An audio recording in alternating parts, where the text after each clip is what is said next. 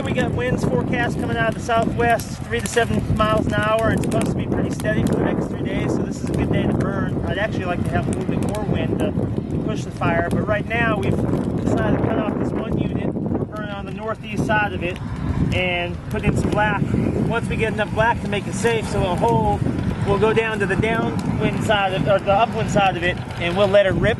Our goal is to get this as hot as possible. We want to kill as many of the hardwoods as we can. We want to consume as much of the dead downwood as possible because they're looking to replant this as pine plantation. Once this area is done here, our hope was to burn this, but we don't really have enough of the flashy fuels to carry it, so we're probably going to give up on burning this unit. If the RH gets low enough, we're going to go down to the bottom there where there's a bunch of privet. Privet doesn't burn well. You can't do it unless the RH is really low. We're hoping we're going to get there, but we'll be working against slope and against wind too, so odds aren't too good there. You always have to have something in your favor, whether it's fuel or wind or slope, to push the fire the way you want it to go.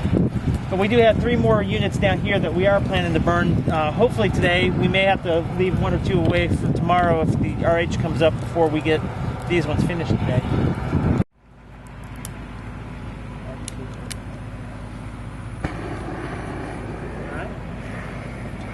Now come right on up here and light it, and just hit any fuels that are receptive. Go in that corner just a little bit, like maybe 10 feet.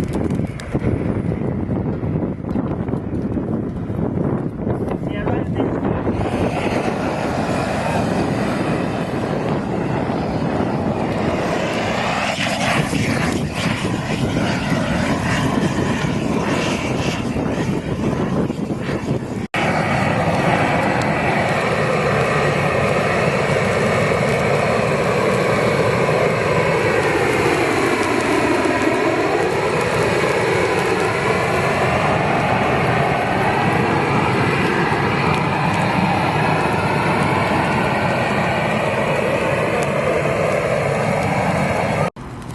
That's good, that's far enough.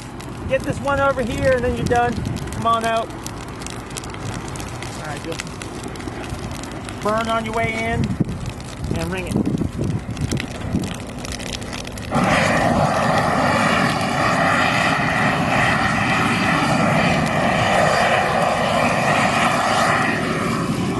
So because we're trying to consume a lot of stuff and kill a lot of hardwoods, what we want today is a very strong, hard-ripping hot fire.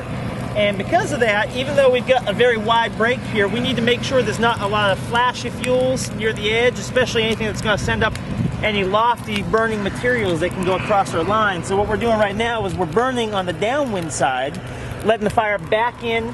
It's going in slowly, it's not very hot, but it's consuming the flashy stuff. And what that's doing is it's creating a buffer. You can have a really big, wide mineral soil break like we have here, but if you have flashy stuff on it and you slam it with hot, heavy fire, you can actually send materials flying across the line and you end up with a bunch of spots. We don't want spots, especially since once you get past this stuff, you've got somebody else's property and you've got a creek between us and them. And even though we've got a gate open and we've got an engine available to get over there if we need to, we don't want to send anything lofting onto his property.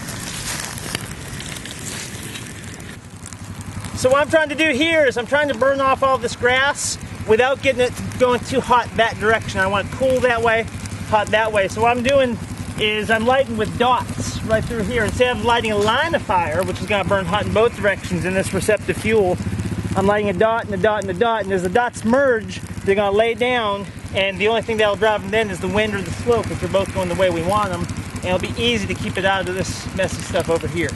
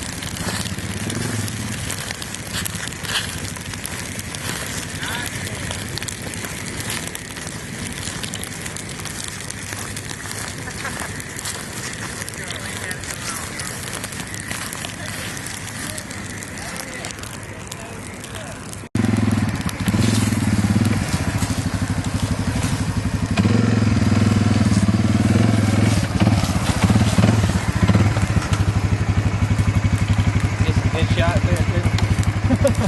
But there's no clutch.